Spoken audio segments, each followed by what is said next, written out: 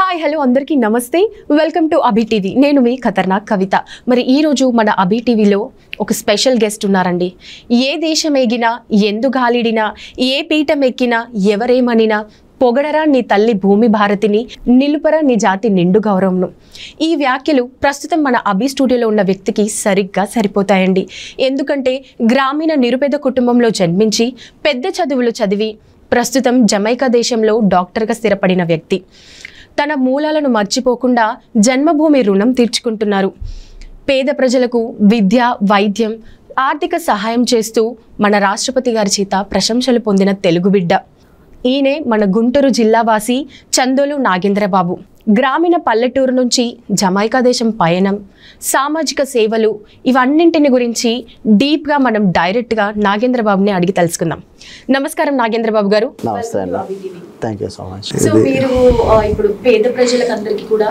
జమైకాలో settle అయ్యి డాక్టర్గా ఉండి కూడా మన ఇండియాలో పేద వాళ్ళకి చాలా సేవలు చేస్తున్నారని విన్నాము ఎస్ ఇండి ఒక స్టడీస్ పరంగా కానీ ఏదైనా హెల్త్ ఇష్యూస్ వచ్చినప్పుడు హాస్పిటల్ అలాంటివన్నీ కూడా బాగా చేస్తున్నారని విన్నాము సో మీరు అక్కడ ఉంటూ ఇక్కడ వీళ్ళకి చేయాలనే థాట్ ఎలా వచ్చింది అదే యాక్చువల్గా నేను చిన్నప్పటి నుంచి పెరిగేటప్పుడు మా అక్క గారు చిన్నక్క గారు ఏదైనా మా బర్త్డేస్ కానీ ఎప్పుడన్నా జరిగేటప్పుడు ఏం చేసేవాళ్ళు అంటే దగ్గరలో ఉన్న ఆర్ఫనేజ్కి తీసుకెళ్ళేవాడు మమ్మల్ని తీసుకెళ్ళినప్పుడు వాళ్ళని అక్కడ ఉన్న పిల్లల్ని చూస్తే అంటే వాళ్ళని చూసినప్పుడు కంటే వాళ్ళు మన మీద చూపించే ఎఫెక్షన్ ఉంటుంది చూసారా మనం వెళ్ళంగానే మనకి ఏ సంబంధం లేని మనిషి ఒక్కసారి వచ్చి హత్తుకొని అంటే ఒక సొంత కుటుంబ సభ్యులు వచ్చినంతగా అన్నయ్య అంట పెద్దమ్మ అంట వీళ్ళు వచ్చి హత్తుకునే విధానం అనేది నా కళ్ళంట నీళ్లు తెప్పించేస్తుంది అది ఎంతగా అంటే ఆ విధంగా ఉన్నప్పుడు మనకి ఆటోమేటిక్గా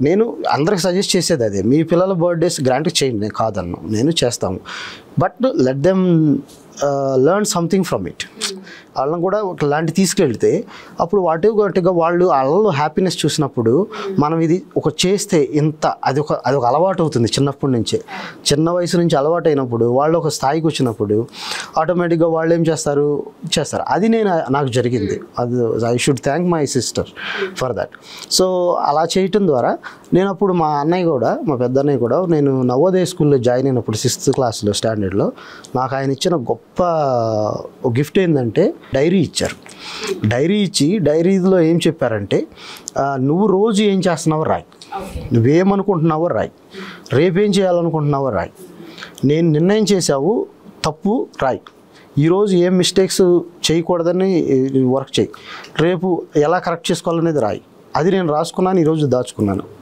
దానివల్ల నాకు ఎప్పుడైనా కానీ ఆయన మీద కోపం వచ్చిందనుకో అవి తీసి చదువుకుంటాను ఆయన చెప్పింది మీద ఆయన మీద కోపం పోతుంది అనమాట అంటే అన్నదమ్ములు చిన్నవి ఉంటాయి కదా సో అలా అనమాట బట్ అది నాకు కొంచెం బాగా అలవాటు చేయటం వల్ల అది వెరీ గుడ్ ఆ విధంగా అప్పుడు రాసుకునే క్రమంలో నేను అనుకున్నది ఏంటంటే ఓకే నేను పెద్ద అయిన తర్వాత నేను ఇది చేయాలి నేను ఇది చేయాలి అని అది రాసుకున్నాను ఎప్పుడైతే ఇవి చదువుకున్నప్పుడు కొన్నిసార్లు మర్చిపోతాం అవి గుర్తొస్తాయి ఓకే మనం అనుకున్న డ్రీమ్ మనం ఫుల్ఫిల్ చేసుకోవాలి ఆ ఉద్దేశంతో ఈరోజు ఫామ్ అయిన ఫౌండేషన్స్ అనాథాశ్రమం అనుకునేవాడిని అది ఇంకా పెట్టలేదు బట్ దేవుడు అవకాశం ఇస్తే ముందు జరిగితే ఖచ్చితంగా జరిగితే I will do it but దానికి గొప్ప విషయం ఏంటంటే నాకు ఏ థాట్స్ ఉన్నాయో నా వైఫ్ కూడా అదే థాట్స్ ఉన్నాయి అంటే అనాథాశ్రమం పెట్టాలి పిల్లల్ని పోషించాలి అంటే మాకిద్దరు పిల్లలు ఉన్నా ఓకే బట్ వాళ్ళది మోస్ట్గా రెస్పెక్ట్ చేయాల్సింది ఎవరంటే వాళ్ళ పేరెంట్స్ని ఎందుకంటే మా అత్తయ్య మామయ్య గారు నన్ను నమ్మి ఇచ్చారు అంటే ఈ అబ్బాయి బాగా చూసుకుంటాడా అనేది తెలియకూడదు అంటే but we are happy we are okay so ఆ విధంగా ఆ చిన్నప్పటి నుంచి అలవాటైన వాటి వల్ల ఈ రోజున ముందుకు వచ్చి సో ఆ నోట్స్ అన్నిటిని గుర్తుపెట్టుకుని నాకు జీతం వచ్చినప్పటి నుంచి ఫస్ట్ శాలరీ నాకు వచ్చింది $100,000 అంటే జమైకన్ అది ఈక్వల్ టు లైక్ 50,000 రూపీస్ అన్నట్టు దాన్ని మొత్తాన్ని ₹1 కూడా నేను వాడుకోకుండా మా హాస్పిటల్లో పనిచేస్తున్నప్పుడు సీలింగ్స్ ఫ్యాన్స్ కొని నేను పనిచేస్తున్న వార్డు డొనేట్ చేసేసాను అంటే అది ఒక సాటిస్ఫై ఇచ్చింది అంటే నా ఫస్ట్ జీతం సాధారణంగా అందరూ ఏం చేస్తారంటే దేవుడి గుళ్ళో హుండీలో వేయటం అనేది జరుగుతూ ఉంటుంది నేను దేన్ని నమ్మిన దేవుడు ఎవరంటే నా పక్కనున్న మనిషి మానవ సేవే మాధవ సేవ మనం ప్రజలందరికీ సాయం చేయమని ఏ మతమైనా ఏ కులమైనా ఏ గ్రంథమైనా చెప్పేది. సో నేను అప్పుడు చేసింది, నా పేషెంట్లు, నేను పనిచేస్తున్న వార్డులు ఎక్కడైనా సమస్యలు ఉంటాయి, వాళ్ళు స్వెట్టింగ్తో ఎంత ఇబ్బంది పడుతున్నారు అన్న ఆలోచించి నేను ఫ్యాన్లు కొనిస్తే మా ఎస్ఎంఓ గారు అసలు వాళ్ళు షాక్ అయ్యారు. అంటే ఇంత మంచోడుగా అన్నట్లుగా అప్పటి నుంచి వాళ్ళు నాకు సేవగా హెల్ప్ చేయటం.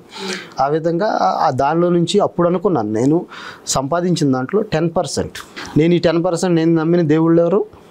ప్రజలు. సో వాళ్ళకి ఈ అమౌంట్ అనేది నేను ఖర్చు పెడుతూ పోతున్నాను. సో ఆ విధంగా చేస్తూ అప్పుడు ఇనిషియల్స్ టైంలో నాకు కూడా స్ట్రగుల్స్ ఉండే. సో తర్వాత 2014లో మాకు పెళ్ళయింది. 2012లో నేను జమైకా వెళ్ళాను, 14లో పెళ్ళయింది. అప్పటి నుంచి చేస్తూ 14లో 15లో మాకు బాబు పుట్టాడు. సో అప్పుడు కొంచెం స్ట్రగుల్స్లో అవుతున్నాయి. ఆ టైంలో కూడా మేము చేయాల్సిన చిన్న చిన్న హెల్ప్స్ ఎవరికన్నా చేయాల్సింది చేస్తూ ఉన్నాం. ఎప్పుడైతే 16లో మేము విస్తృతంగా, ఎప్పుడైతే మా వైఫ్కి కూడా జాబ్ వచ్చి తను కూడా ఒక హ్యాండ్ ఏదో చల్లనీళ్ళ కుడికి నీళ్ళు తోడన్నట్టుగా సాయం చేస్తున్నప్పుడు మేమిద్దరం కలిసి జస్ట్ ఒక ఆశీష్ కమ్యూనిటీ హెల్త్ ఆర్గనైజేషన్ అనేది స్థాపించుకుని దాని ద్వారా మేము అన్ని వర్గాలని, అంటే అన్ని ఏజ్ గ్రూప్స్ని మేము టార్గెట్ చేసాం.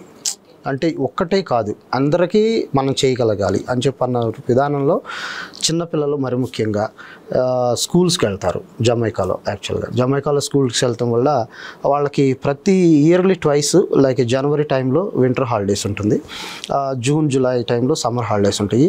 హాలిడేస్ తర్వాత ఖచ్చితంగా స్కూల్కి వెళ్ళేటప్పుడు వాళ్ళకి మెడికల్ చెకప్ అనేది మ్యాండేటరీ.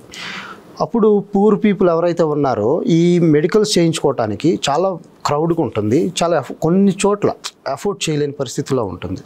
సో అది మేము గ్రహించి ఏం చేసామంటే, సో ఎక్కడైతే కమ్యూనిటీస్కి వెళ్ళిపోయి ఆ కమ్యూనిటీస్లో మంచి రిసోర్సెస్ ఉన్న చోట చూసుకొని, అంటే స్కూల్స్ ఒక లేదా మేము మా దగ్గరలో అలా వెళ్ళిపోయి మేము తగినంత ఇద్దరం కలిసి మాతో పాటు కొంత స్టాఫ్ని తీసుకుని, మాకు వాలంటీర్స్ని తీసుకుని ఆ విధంగా చేసాం.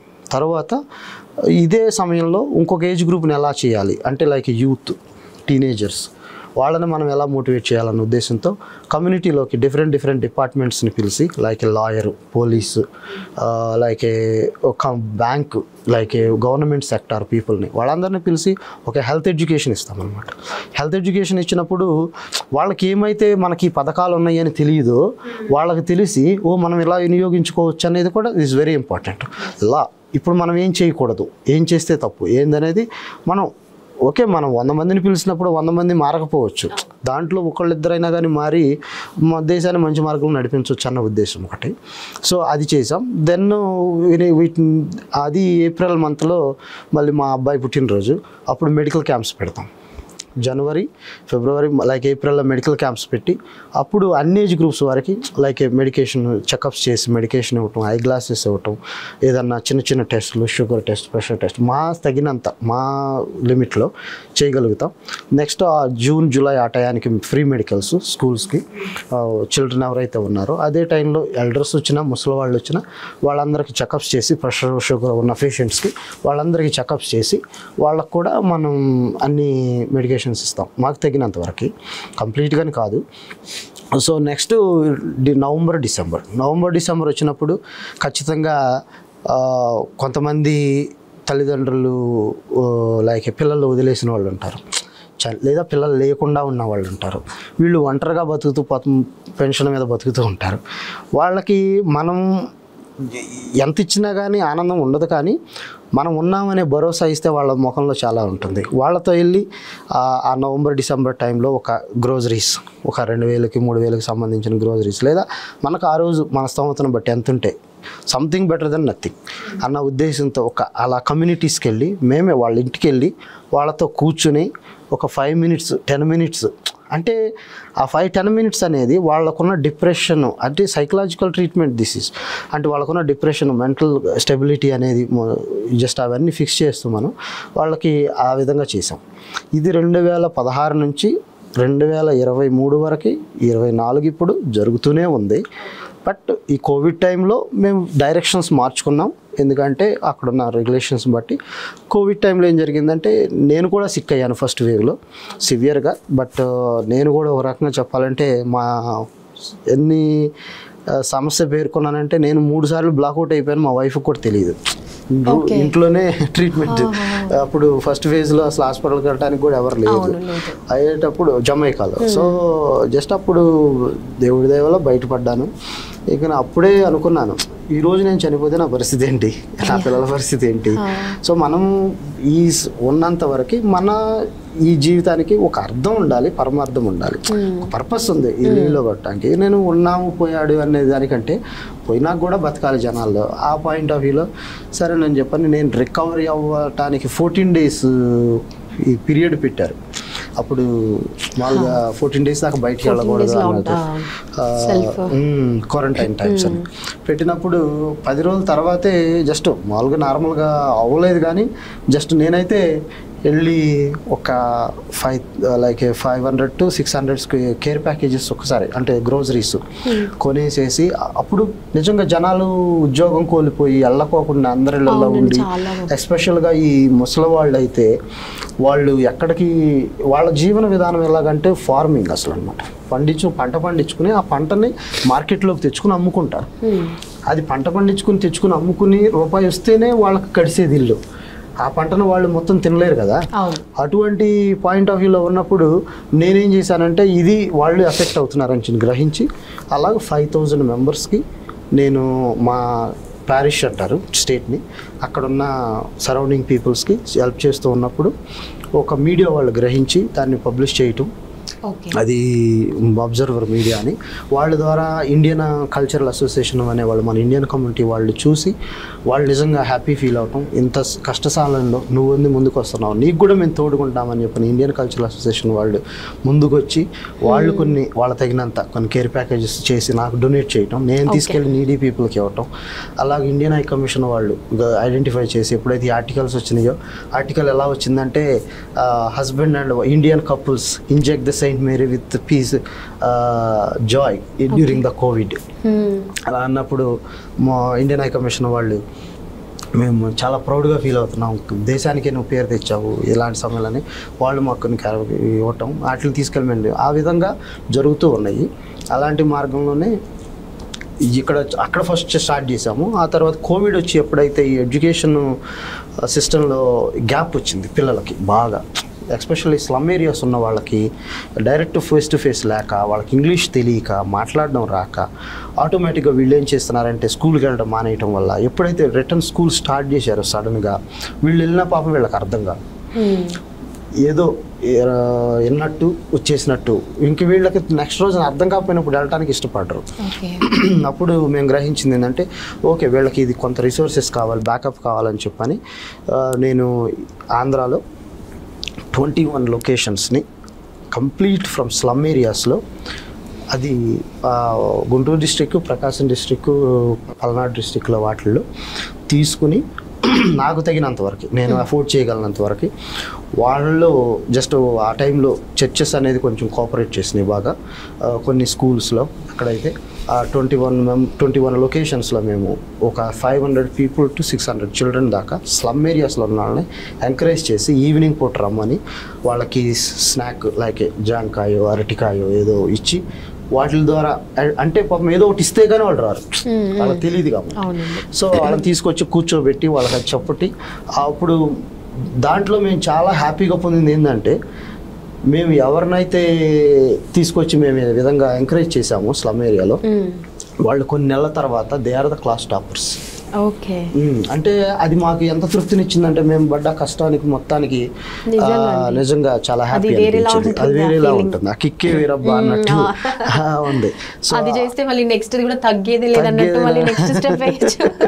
సో ఆ విధంగా మమ్మల్ని ఇంకా ఎంకరేజ్ చేసింది. చేస్తూ ఉన్నప్పుడు ఈ స్టేట్ గవర్నమెంట్ గారు కూడా కొన్ని లోకల్ వాళ్ళు చాలా మంది స్కూల్స్ వాళ్ళు ఇన్వైట్ చేసి మా అక్కగారిని, ఆ పేరు అబుల్ కలాం సేవా సొసైటీ రిజిస్టర్డ్, దాన్ని ఎంకరేజ్ చేయటం అంటే సన్మానం అనేది మనం ఒకరిని ఉత్తేజింపజేయటం, చేసే పని ఓకే బాగా చేస్తున్నావు ఇంకా చేయండి అన్నట్టుగా చేస్తూ ఈరోజు మా అక్కగారు నిజంగా నిరంతరంగా తను కృషి చేస్తూ ఇక్కడున్న ఆంధ్రాలో ఉన్నట్ల వరకు మాత్రం మా అక్కగారు మన్నవ రవి గారు అని చెప్పని కన్వీనర్, ఆయన ఇద్దరు బాగా కృషి చేసి వాళ్ళదనే కాదు, వాళ్ళు ఎవరైతే టీచర్స్ ఉన్నారో వాళ్ళు ఎడ్యుకేషన్ పిల్లలకు చెప్తున్నారో వాళ్ళు కూడా ఓ ప్యాషన్తో ఈ పిల్లల్ని పైకి తేవాలి. నేను వాళ్ళకి చెప్పింది ఏంటంటే మేము మీకు జీతాలు ఇవ్వట్లేదు, మీకు గౌరవ వేతనం ఇస్తున్నాం అంతే. వాళ్ళు ఎప్పుడు జీతాలకు అనేది పనిచేయలేదు. వాళ్ళు నిజంగా వాళ్ళందరికీ నేను శాల్యూట్ చెప్పాలి. మేము ఈ రోజున ముందు కూర్చొని మాట్లాడుతున్నాను, వాళ్ళ సక్సెస్ ఇది. వాళ్ళు చాలా టైం టు టైం వాళ్ళని తీసుకుని ట్యూషన్స్ చెప్పి మేము ఎంతో కొంత ఇచ్చాం, అది కాదు. కానీ అది వాళ్ళు తక్కువే ఇచ్చింది, కానీ వాళ్ళు అది చూడలేదు. మనసు అంతే, ఈ సమాజానికి మనం కూడా ఎంతో కొంత మనం సాయం చేయాలి అన్న పాయింట్ ఆఫ్ వ్యూలో వాళ్ళు చేసుకుంటూ ముందుకు వచ్చారు. సో ఇదే విధంగా జస్ట్ మేము జమైకాలో చాలా చేసాం. ఇలాగే నార్మల్ గా మీరు జమైకాలో ఉన్నప్పుడు మన రాష్ట్రపతి రామ్నాథ్ కోవింద్ గారు వచ్చి ఆయన అలా పర్యటిస్తున్న వేళ మీ గురించి చాలా గొప్పగా చెప్పారు, చాలా మంచి పని చేశారని చెప్పారు. ఎప్పుడు అంటే ఒక డైలాగ్, సెంటిమెంట్ డైలాగ్ ఏంటంటే కృక్షమ్మ కార్మికుడి కొడుకు ఒక రాష్ట్రపతి గారి చేత అభినందన పొందాడని నాకు గర్వకారణం. ఈ విధంగా చాలా గొప్పగా మిమ్మల్ని పొగిడారు. సో అంత గొప్ప పని, అంత మంచి పని చేస్తేనే మనకు అలాంటి వాళ్ళు మనల్ని సన్మానించడం, మన గురించి గొప్పగా చెప్పడం జరుగుతుంది. సో మీరు కూడా అంత మంచి పని ఏం చేశారో మాకు మా ప్రేక్షకులకు కూడా చెప్తే వినాలని ఉంది. ఎందుకంటే నేను మంచి పని చేసింది ఒకళ్ళు ఇన్స్పైర్ చేయాలని. ఆ రోజున రాష్ట్రపతి గారు వస్తున్నారని చెప్పి మాకు జస్ట్ 1 month ముందు తెలిసింది. అక్కడ ఏముందంటే జమైకా ఫ్రెండ్షిప్ గార్డెన్ అని చెప్పని ఒక హోప్ గార్డెన్ అనే దాంట్లో ఒక ప్లేస్ని మన ఇండియన్ గవర్నమెంట్ వారికి అలాట్ చేశారు వాళ్ళు. అలాగే చైనీస్ వాళ్ళకు ఉంటుంది, వేరే కంట్రీ వాళ్ళకి, ప్రతి ఒక్కరికి ఒక ప్లేస్ ఉంటుంది. ఈ ఇండియా జమైకా ఫ్రెండ్షిప్ గార్డెన్ అనే దాన్ని డెవలప్ చేసుకోవటం మన ఇండియన్ బాధ్యత. అంటే మనం చూపించుకోవాలి, ఓకే మనం కూడా కొంత కంట్రిబ్యూట్ చేస్తున్నాం అనేది. ఆ టైంలో హై కమిషన్ వారు మమ్మల్ని రీచ్ అవుట్ అయ్యారు. మేము చేస్తున్న సేవా కార్యక్రమాలు ఇవన్నీ చూస్తూ, ఓకే డాక్టర్ బాబు నువ్వు నిజంగా అప్రిషియేట్ అలాట్ అని వాళ్ళు నాకు ఒక ప్లాక్ కూడా ఇచ్చారు, అవార్డు కూడా ఇచ్చారు. ఇచ్చి అప్పుడు ఏమన్నారంటే మేము ఇలా ఫ్రెండ్షిప్ గార్డెన్ అనేది ప్రిపేర్ చేస్తున్నాము, దానిలోకి మీరేమైనా సాయం చేయగలరా ఎలాగో అని చెప్పని ప్రెసిడెంట్ గారు రాకముందే అడిగారు. ప్రెసిడెంట్ గారు వస్తున్నారని మాకు తెలియదు. నేను అన్నాను షూర్ సార్, ఒక మంచి జరుగుతున్నప్పుడు మన దేశ పరువుకి ఈ మంచి గౌరవం వస్తున్నప్పుడు ఎందుకు నేను దాంట్లో భాగస్వామిని కాకూడదు అన్న ఉద్దేశంతో నేను చేస్తాను సార్ అని 6 నెలల ముందే చెప్పేశాను. సో కాకపోతే కొంచెం డిలే అవుతూ ఉంది, ఏం చేద్దామా అనేది. బట్ అనుకోకుండా సడన్గా రామ్నాథ్ కోవింద్ గారి విజిట్ ఫిక్స్ అయింది. ఫిక్స్ అవ్వగానే నాకు మళ్ళీ హై కమిషనర్ రీచ్ అవుట్ అయ్యారు.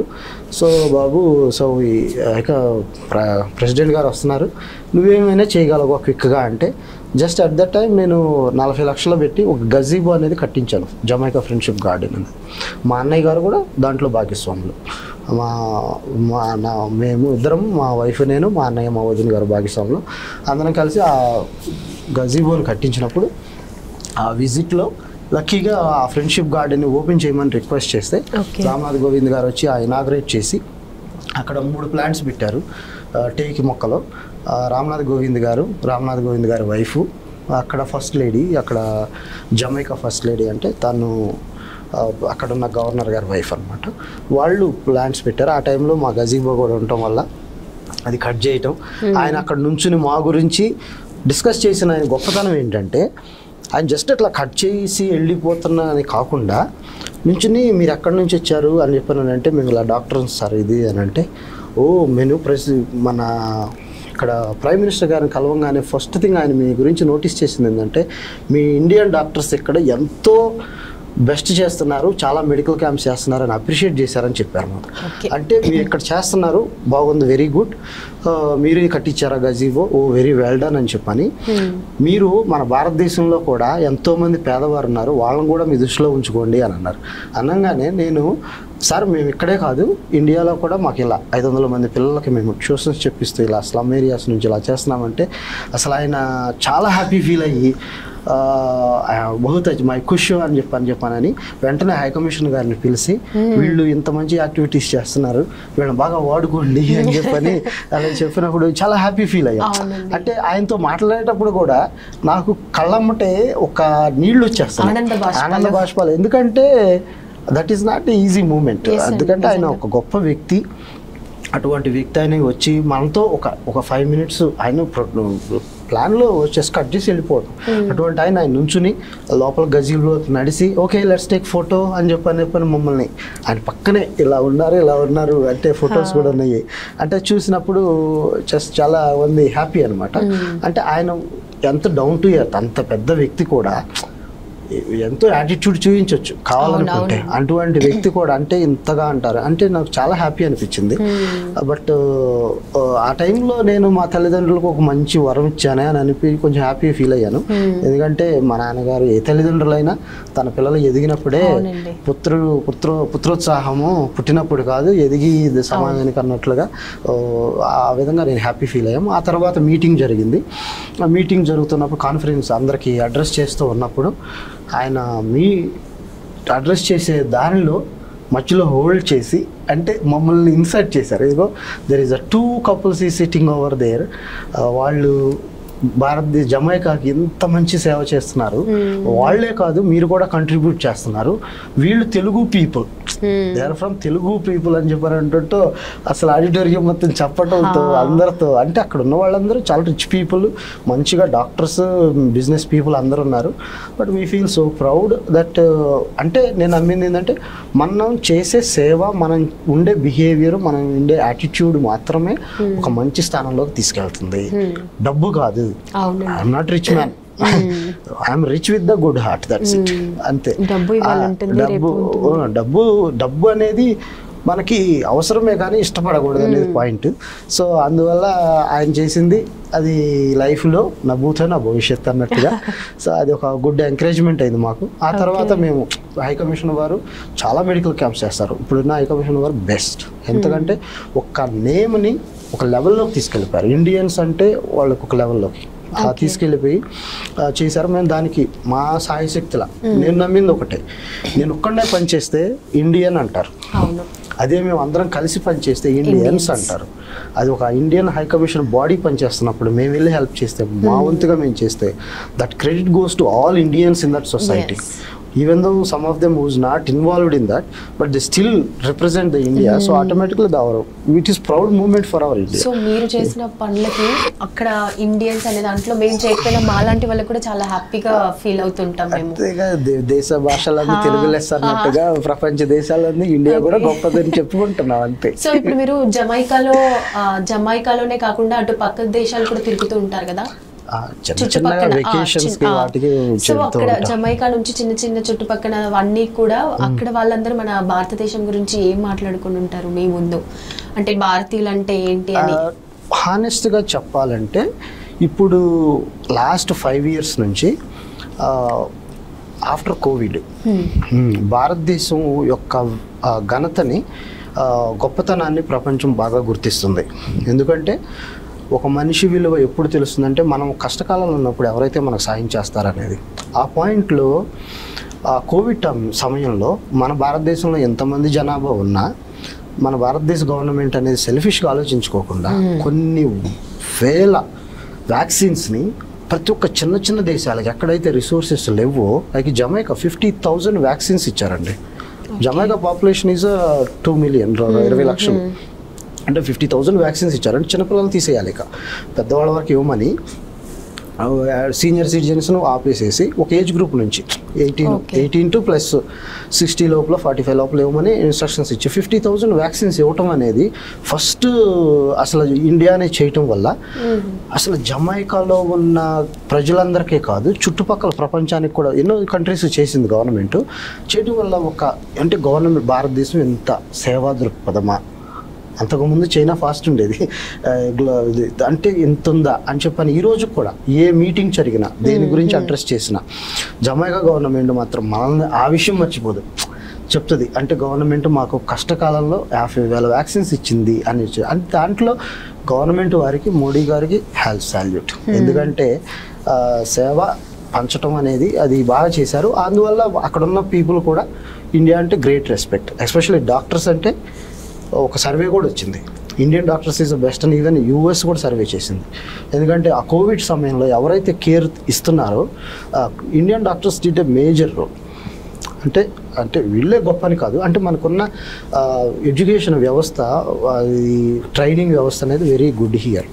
అంటే ఇండియన్స్ కూడా చిన్నప్పటి నుంచి 4-5 భాషలు చదువుకుంటూ ఉండటం వల్ల మన బ్రెయిన్ కూడా నిద్రపోబెట్టుకోకుండా బాగా షార్ప్ చేస్తారు. అది ఆ విధంగా మంచిగా జరిగింది.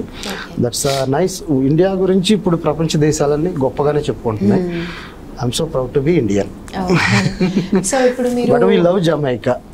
Why? Because the people who are there in Jamaica, they are really humble. They are really like very caring to us. Okay. If I have any problem on the road, I stop there.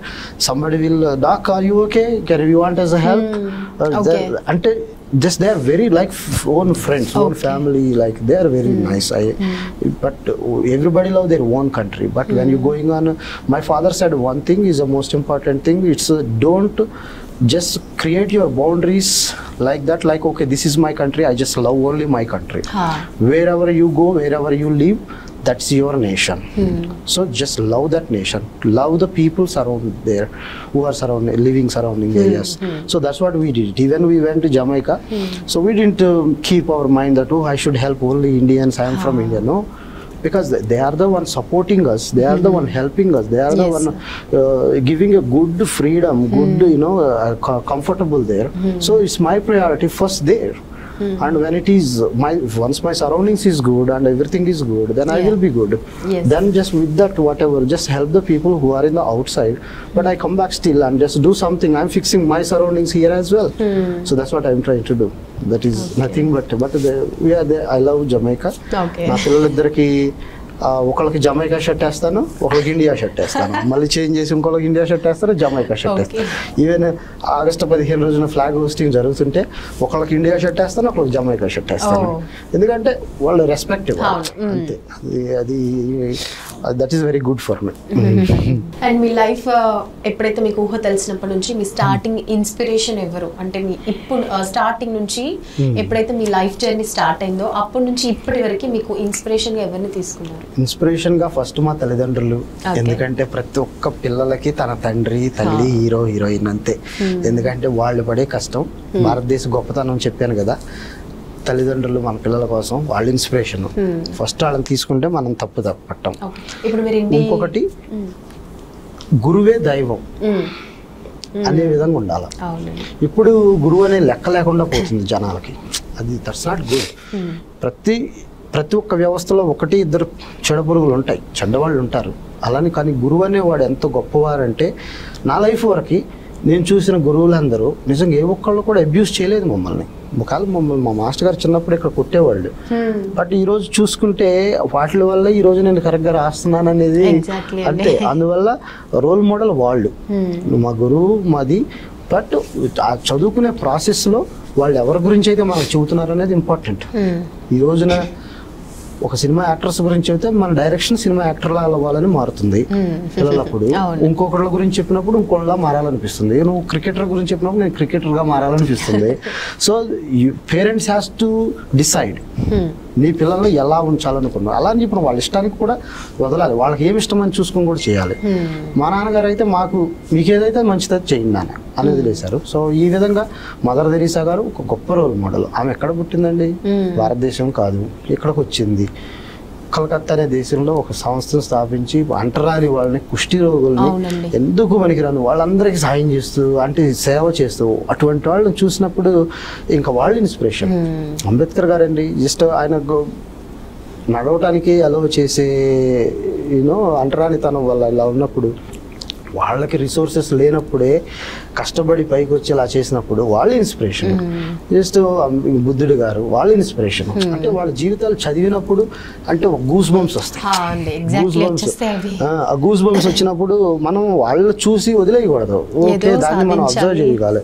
అలాగే చాలా మంది మనం చిన్నప్పుడు సినిమాలు చూస్తాం. మా master గారు అయితే అల్లూరి సీతారామరాజు గారు సినిమా చేసేసేవాళ్ళు. మా మాస్టర్ గారు చేసిన గొప్పతనం ఏంటంటే మాకు చదువు చెప్పటం ఎక్కువ కంటే మాకు ప్రాక్టికల్గా ఎక్కువ చూపించారు. చిన్నప్పుడే మాకు పెద్ద గ్లోబ్ క్రియేట్ చేసి దాని మీద అన్ని పెట్టి అన్ని మ్యాప్ కంట్రీని చూసి గ్లోబలే ఇలా ఉంటుంది, సౌర కుటుంబం ఇలా ఉంటుంది అని గోవాల మీద ఇప్పుడు కూడా ఉంటాయి. ఆయన 30 years అంటే 30 years బ్యాకే ఇప్పుడు మ్యూజియం లాగా ఉంటుంది. అది నిజంగా మా మాస్టర్ గారు నాకు అవకాశం ఇస్తే ఆ ప్లేస్ ఒక మ్యూజియం లాగా తయారు చేసుకుంటాం మేము ఓల్డ్ స్టూడెంట్స్ అందరం కలిసి. అంటే ఆయన అంత విజనరీగా అంటే ఆయన తెలుగు మీడియం మాకు చెప్పింది ఆ రోజున. అంత చెప్పి ఇంతగా మాకు గుర్తుండిపోయాయి. ఒక సౌర కుటుంబం చూడంగానే ఎలా ఉంటుంది, చెప్పడం వేరు, చూపించడం వేరు. చూసింది బాగా గుర్తుండిపోతుంది. అలాగూ మాస్టర్ గారు చిన్న కెమిస్ట్రీస్ కూడా మా ఏజ్ అప్పుడు ఎంత అండి, 12 సంవత్సరాలు. ఆ సమయంలో కూడా ఓకే, ఒక వైట్ పేపర్ తీసుకుని తనం మీద కాల్పించేవాళ్ళు. కాల్చినప్పుడు ఒక పేర్లు వస్తాయి. ఏంటి మాస్టర్ ఇది మ్యాజిక్ అది ఇది అని అంటే, ఇది మ్యాజిక్ అని చెప్పని 2-3 రోజులు సస్పెన్స్లో ఉంచి తర్వాత చెప్పేవాళ్ళు. కాదు నాన్న, ఇది మ్యాజిక్ కాదు, నేను దేన్ని నిమ్మకాయతో నేను దాని మీద ముందే రాసి దాచిపెట్టాను. అది మామూలుగా ఎండిపోయిన తర్వాత ఎవరికి తెలియదు. ఎప్పుడైతే మనం హీట్ చేస్తామో ఆ హీట్కి ఈ కార్బన్ అనేది ఎప్పుడైతే రియాక్షన్ అవుతుందో, ఈ కార్బన్ మోనాక్సైడ్ ఇవన్నీ అక్కడ ఎక్కడైతే ఈ సిట్రస్ యాసిడ్ రాస్తుందో దానికి నీకు బ్లాక్ కలర్ కనిపించి నీకు నేమ్ వస్తుందని చెప్పని అది చెప్పేవాళ్ళు. అంటే ప్రాక్టికల్. ఆ వయసులో మా వయసు ఎంత అప్పుడు చాలా చిన్నది. అది ఇప్పుడు కెమిస్ట్రీ ల్యాబ్లోకి వెళ్ళి జస్ట్ ఒక లెక్చర్ లాగా చెప్తారు. బట్ ఆయన అది గొప్పతనం. సో ఇన్స్పిరేషన్కి వచ్చేసరికి ఆయన కూడా మాకు ఇన్స్పిరేషన్. ఆయన ఈరోజు ఎన్నో 100 పుస్తకాలు రాశారు గవర్నర్ మాస్టర్ గారు. ఆయనకి చాలా అవార్డులు వచ్చినాయి. ఆయన మా గురువు గారు అవటం, మేము పూర్వజన్మలో చేసుకున్న పుణ్యమ సుకృతం అంటారు కదా, ఆ విధంగా విష్ వాళ్ళు కూడా మమ్మల్ని చూసినప్పుడు మా గురువు అనేవాళ్ళు అదేనండి. మా పిల్లలు ఇంత పైకి వెళ్ళిపోయినప్పుడు వాళ్ళు గర్వంగా చెప్పుకుంటారు కదా, వాడు మా స్టూడెంట్ అని. అదే మేము ఇవ్వగలం అనిపిస్తుంది. బట్ చాలా ఇష్టం మా సార్ అంటే. నవోదయలో కూడా అంతే. నవోదయలో అయితే వాళ్ళు ఈ రోజు కూడా మా రీసెంట్గా మా సార్స్ ఏదన్నా చిన్న గురించి నా గురించి వచ్చినప్పుడు ఇలా నిఖి గారిని తీసుకొచ్చాం రీసెంట్గా. వచ్చినప్పుడు అరే వి ప్రౌడ్ ఆఫ్ యూ నాన్న అని చెప్పాను. అంటే అది ఒక మనకు చాలా ఆనందం ఇస్తుంది. అంటే మనం చెప్పిన మన పాఠాలు చెప్పిన గురువు గారు మనం ఐడెంటిఫై చేసుకుని మెసేజ్ ఇస్తుంటే దట్ ఈస్ ఆ కిక్కే వేరబ్బా అన్నట్టు ఉంటుంది. But very nice, thank you.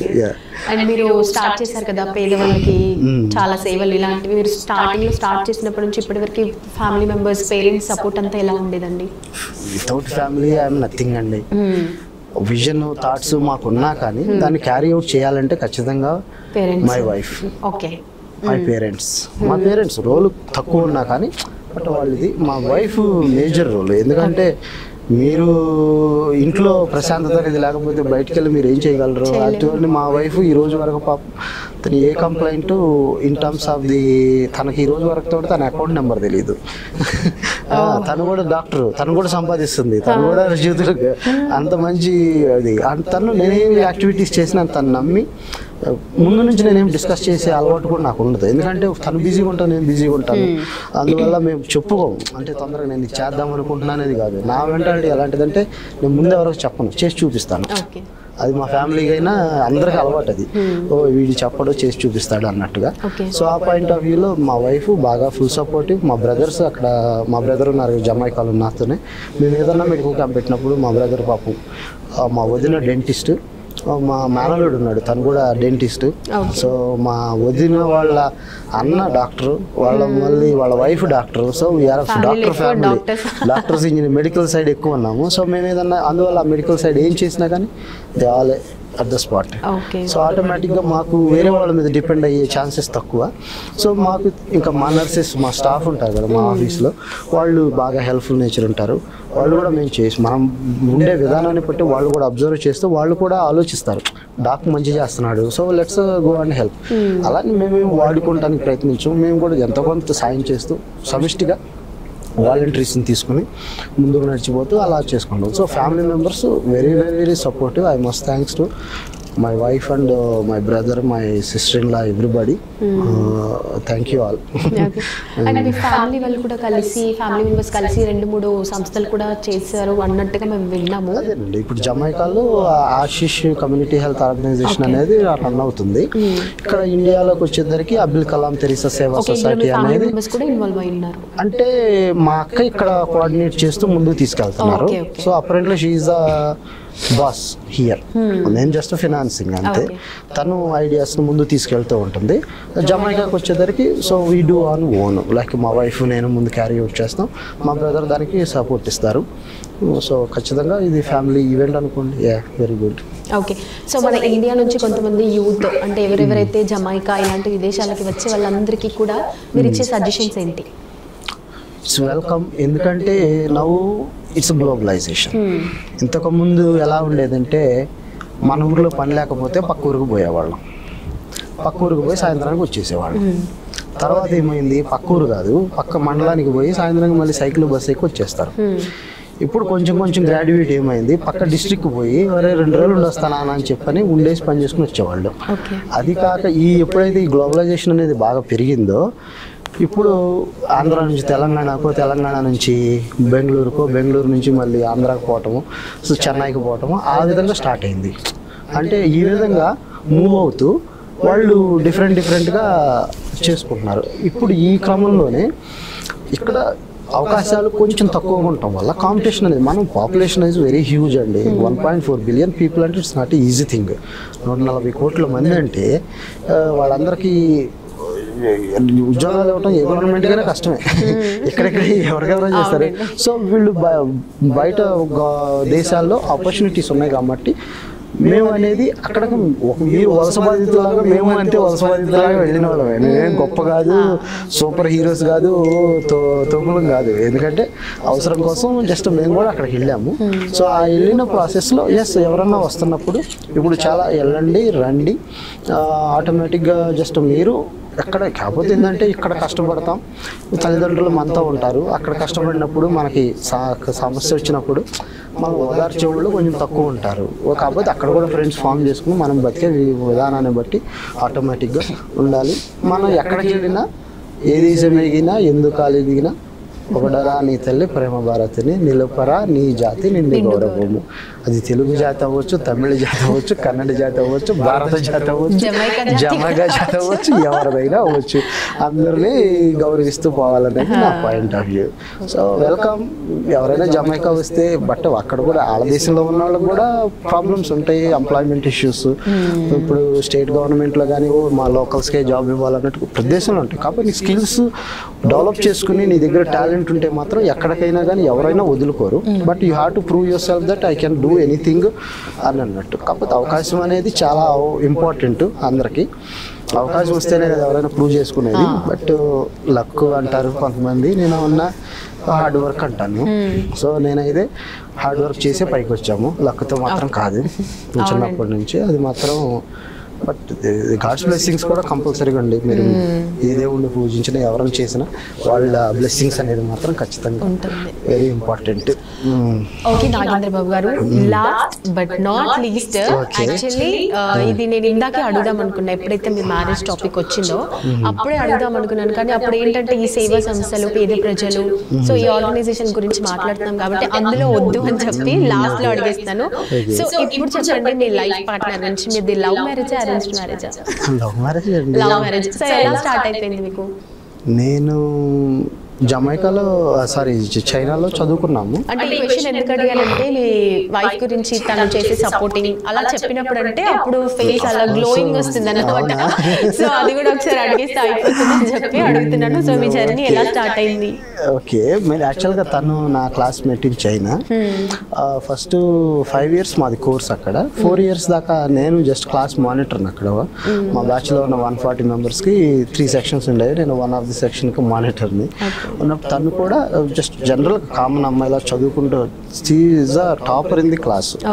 3 scholarship every year తనకు వచ్చేది. అంటే ఫస్ట్ 3 years ఇచ్చారు మాకు అప్పుడు స్కాలర్షిప్. తను స్కాలర్షిప్ హోల్డర్. అంటే బాగా చదివిన వాళ్ళకి ఇచ్చేవాళ్ళు. నేను అన్నా మనం అంత టాప్ కాదు కానీ ఏదో 18లోనో 15లోనో 20 లోపల ఉంటాం. సో మనం వెనకాల బెంచ్లో కూర్చుంటాం కాబట్టి ప్రపంచం మొత్తం చూస్తాం ఎవడేం చేస్తున్నాడు అనేది. తను ముందు బెంచ్లో కూర్చుని చదువు మాత్రమే చూస్తుంది. సో ఆ విధంగా మాకు పరిచయం అంటే ఒక అలాగే కానీ ఏమి లేదు. లాస్ట్ ఇయర్కి వచ్చినప్పుడు తను నేను కలిసి ఒక డ్యాన్స్ కాంపిటీషన్లో పార్టిసిపేట్ చేసాం. సో 2009 అంతుంది, 2010 or 9 క్రిస్మస్ టైంలో ఒక ఈవెంట్స్ చేస్తుంటే స్కూల్ దగ్గర నుంచి పార్టిసిపేట్ అయినప్పుడు then we got closure.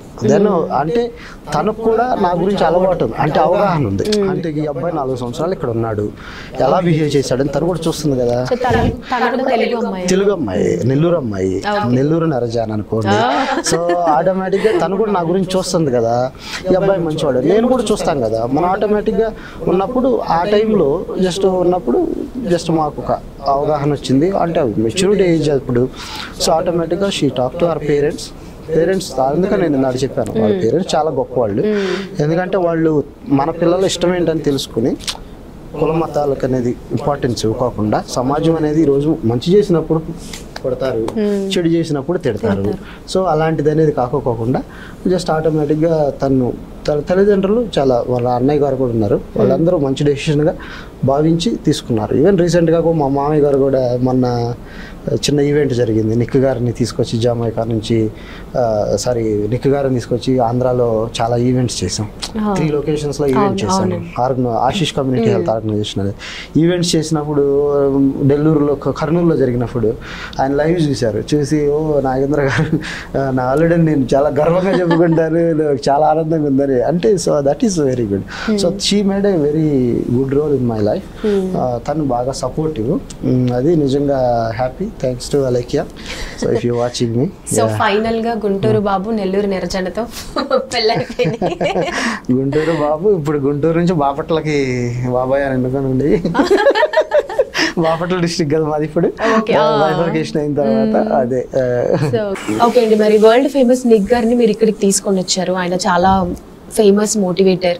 So ఆయన మీకు ఎలా పరిచయం, ఆయనతో మీకు ఎలా కుదిరింది, దాని గురించి కూడా చెప్పండి. నిక్ గారు యాక్చువల్గా లాస్ట్ ఇయర్ వచ్చి ఇక్కడ ఈవెంట్ చేశారు. అప్పుడు నేను మీడియాలో చాలా మంచి రెస్పాన్స్ చూశాను.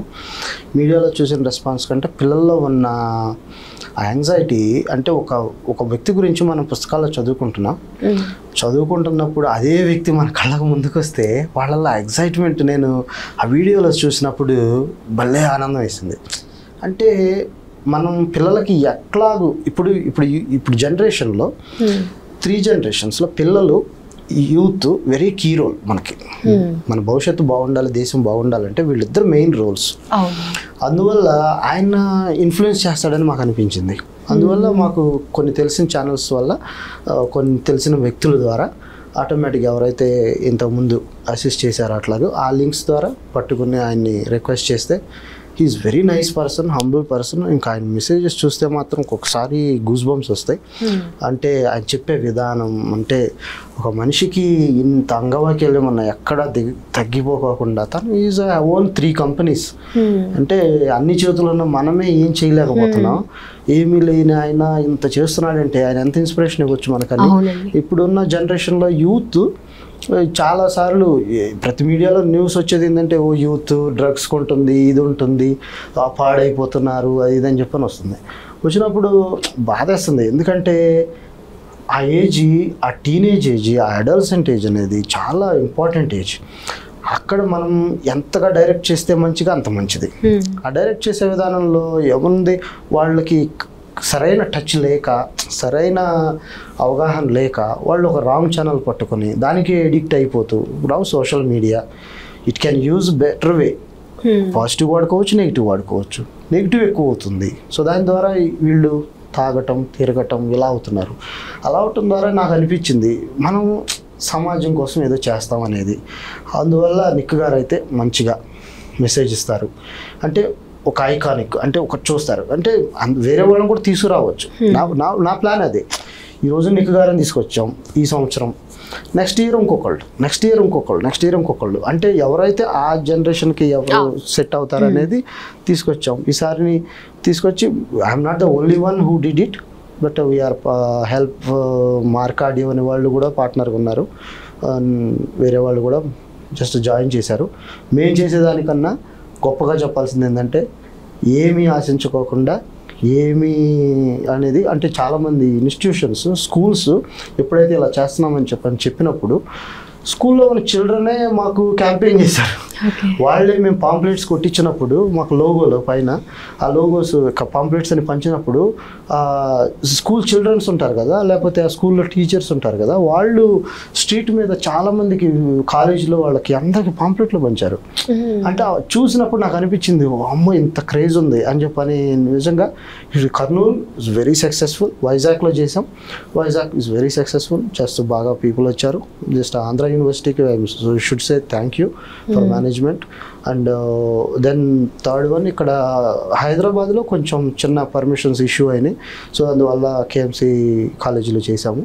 బట్ ఎవరైతే లోపల కూర్చొని ఆ స్టూడెంట్స్ చూసారో they got very, I hope they inspired, they are very happy. I was in ఆ మెసేజ్ నేను విన్నాను ఆయన చెప్తున్నప్పుడు కూర్చుని, అప్పుడు అందరూ రియాక్షన్ వాళ్ళు స్పాంటేనియస్ అదొకటి. దీనిలో గొప్ప విషయం ఏంటంటే ఒక మోటివేషనల్ స్పీకర్ని తీసుకొచ్చినప్పుడు వాళ్ళు మాట్లాడేది ఇంగ్లీష్. ఇక్కడ అర్థం అవ్వాల్సింది కూడా అక్కడున్న పిల్లలకి. ఇంతకుముందు తెలుగు మీడియం ఉన్నప్పుడు ఎవరైనా ఇంగ్లీష్ వచ్చి మాట్లాడితే మేము ఇట్లా అనుకునేవాళ్ళం, కానీ అర్థమయ్యేది కాదు Telugu medium. So still we have a little challenges అది ఇంగ్లీష్ అన్నట్టు ఉంటుంది, ఎందుకంటే చిన్నప్పటి నుంచి అలవాటు లేదు కాబట్టి ఇంగ్లీష్ ఇప్పుడు మాట్లాడట్లేదు. కానీ ఇప్పుడున్న పిల్లలకి ఇంగ్లీష్ మీడియం రావటం వల్ల స్కూల్స్లో ఆటోమేటిక్గా వాళ్ళు ఆయన చెప్తూ మధ్యలో క్వశ్చన్స్ వేస్తారు. దానికి స్పాంటేనియస్గా రెస్పాన్స్ వచ్చినప్పుడు నేను చాలా షాక్ అయ్యా. ఓ మై గాడ్, అసలు ఎక్కడ అంటే పిల్లలకి ఇంగ్లీష్ అర్థమైపోతుంది, వాళ్ళు మాట్లాడే విధానం కూడా అది. So I should say thanks to the governments who are supporting this English medium schools. English medium schools ద్వారా నిజంగా భావితరాలకు మంచి అవకాశాలు ఉంటాయి ఇంటర్నేషనల్ వైజ్గా. బట్ అది పొలిటికల్గా మాత్రం కాదు, ఇది ఏదేది కాదు, బట్ గుడ్ చేసినప్పుడు ఎవరైనా గుడ్. సో అది. సో నిక్ గారికి థ్యాంక్ యూ. లాస్ట్ నైట్ వెళ్ళిపోయారు ఆయన. So thank you everyone who has supported this. ఆ నిక్ టీమ్ గారు, నేను ఒక్కడనే కాదండి, జస్ట్ చాలామంది ఉన్నాము, అందరూ సమిష్టి కృషి, అందరూ చేశారు. బట్ స్క్రీన్కి ముందుకు రాకుండా వెనకాల కష్టపడిన వాళ్ళు, వాళ్ళ ఉద్యోగానికి నెలల జీతం సెలవులు పెట్టేసి కష్టపడిన వాళ్ళు చాలామంది ఉన్నారు. I must say thanks to everyone who made this event so successful. And we really happy that we are trying to change something in the society. Last motto ఏంటంటే we should inspire at least one person in our life. ఆ ఒక పర్సనే Nick గారి లాగా కొన్ని లక్షల మందిని మార్చవచ్చు. Nick గారి గురించి చెప్పాను కాబట్టి ఆయన బుక్ చూసి కానీ ఆయన మెసేజెస్ చూసి చాలామంది చనిపోదామనుకున్న వాళ్ళు మైండ్ చేంజ్ చేసుకున్నారు. ఒక రీసెంట్గా నేను చదివింది ఏంటంటే ఒక లేడీ యుఎస్లో ఒక స్టార్ బక్స్ అనే దానికి రెస్టారెంట్కి వెళ్తే తను కాఫీ కొని ఇట్లా పట్టుకుంది, ఇలా తిరగంగా నిక్ గారిని చూసి ఇట్లా వదిలేసేసేసి అరిసింది. ఓ మై గాడ్, నిక్ గారు మీరు ఎక్కడున్నారా, నా కళ్ళ ముందు ఉన్నారా, నేను చనిపోదాం అనుకున్నాను, నేను మిమ్మల్ని చూసి ఈరోజు నీ జీవితం మీ వర అంటే దట్స్ సో ఇన్స్పైరింగ్. ఎందుకంటే అన్నీ నా ట్యాబ్లెట్ ద్వారా తగ్గవు, సైకలాజికల్గా కూడా. So that's why we are concentrating on different ways, like psychological support, like counselling అన్నట్టుగా, ఈ విధంగా మోటివేషనల్ స్టడీస్ అనేది ఈ విధంగా చేస్తూ ముందుకు వెళ్తున్నాం. సో మీ అభి న్యూస్ వారికి నిజంగా థ్యాంక్ యూ.